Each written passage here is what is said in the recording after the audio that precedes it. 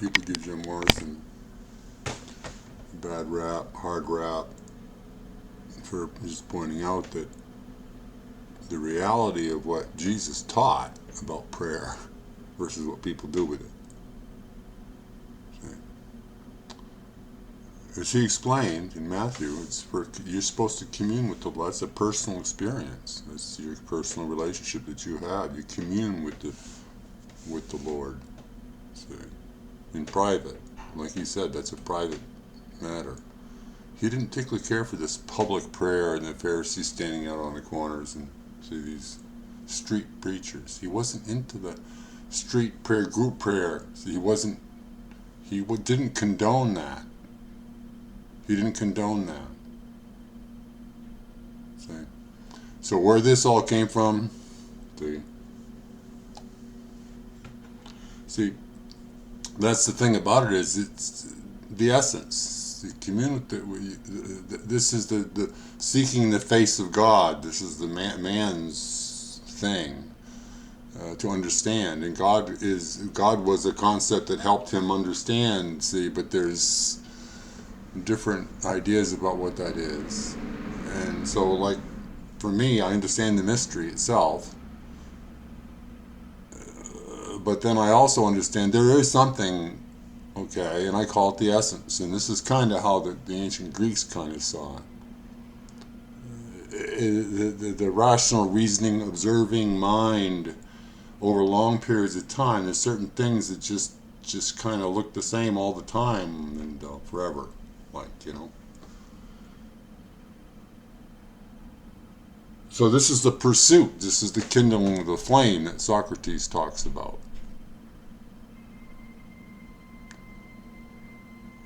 See, and this is the idea that, and this is what Diogenes was talking about how some men think that they have the right idea because they have some kind of special relationship with some kind of, say, you can claim anything you want, okay.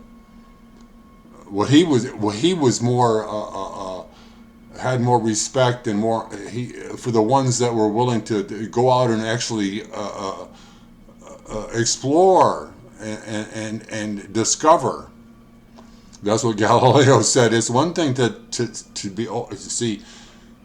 There are truths in the universe. The thing is to discover them, and that's a skill set to learn how to do that. You see, and there's a lot of things that get in the way of it, and he wrestled with that. Newton wrestled with that.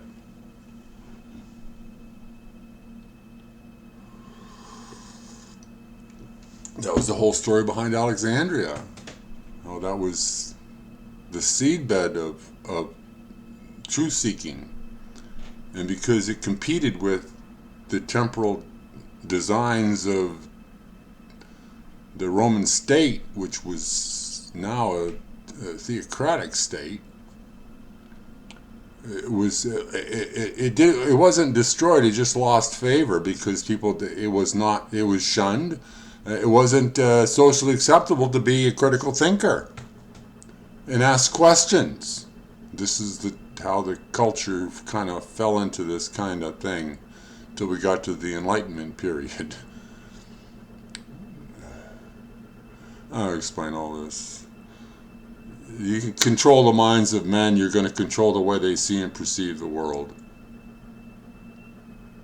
And that gives you a simple formula to use to manage and control everybody, especially if you claim to have some kind of special connection with the divine.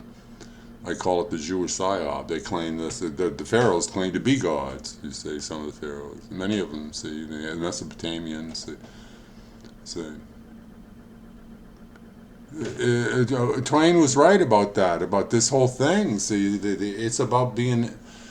I don't explain it. I'm not extremely the most popular guy in the world because I'm not into the faith-based community anymore. I was very well read in it, actually. That's what happened. I learned enough to see what I really was dealing with. So most people, they just kind of born into it and they stay in it all their lives. They don't question or look into anything. Then there's the ones of us that treat it just like an engineering project, or investigative journalism. What do we got here again? What is this exactly? That's why I love Bart Ehrman. He's straight up about what we got, and a lot of people hate him for that.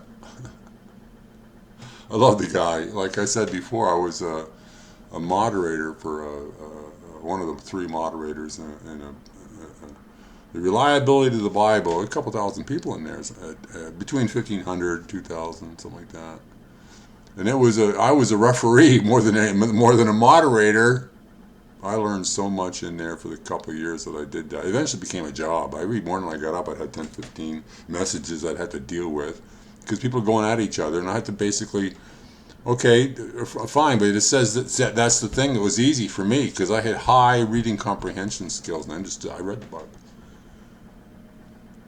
I remember mentioning this to this guy. It was interesting because it says, and he was taken. Talks about Enoch, and he was taken. I just happened to ask the second question. Taken where? Taken from to somewhere else? Where was he taken? See, the assumption is that he was assumed into heaven or something, But he was taken. Okay, he was taken. Was he taken from? See. It's just interesting. Like I said, the people worship this book. This is what they did. They deified the book. Collection of writings. We don't even know how. Most of the almost see the only authors that we are 7 books in the New Testament are the only ones that we actually know who wrote. Say. Luke and Matthew and Mark, we don't even know who Mark was, and we don't know how much involvement Luke and Matthew had in the whole business. But Luke seemed to be quite involved because he wrote Acts too. So it's just interesting knowing so much about it, you see. And then you cannot petition the Lord with prayer. He's absolutely right about that. That's not what it's about. It's about communing with, personal relationship with, and resonating with, like I said, whatever the mystery. It's a mystery. Stop claiming certainty when it's actually a mystery. See, this is the problem I have with these hyper-religious fundamentalists, you see. There's these people that are willing to understand where I'm coming from, and they understand I'm just a normal person here. And then there's the ones that want to take the biblical teachings literally, and they see people like me as a problem. I have to be saved, or whatever they want to think about people like me. I don't have to be saved. We're all going to basically end up... See, this is the thing about even the writings say, nothing happens if he comes back. Nothing happens till he does. There's nothing else going on until he comes back. That's what the writings actually say. And that was the original thing about the Jews and the grave. See, the soul. Seol, I think they say it. It's eternal. That's the eternal separation from the Father. See, that was what when the end comes, the Jews thought that when the end came, see, that the Lord will find the righteous and reconstitute the flesh on the bones, and you would live in the new kingdom forever.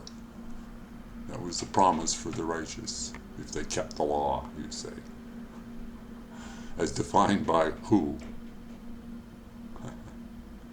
See, you can get most of it right, but then again, see, if it's not, let's see, like I said before, you got the pristine truth, and then you put a little drop in there, and that's the human element, see, because this is all man's ideas about this. That's all this is.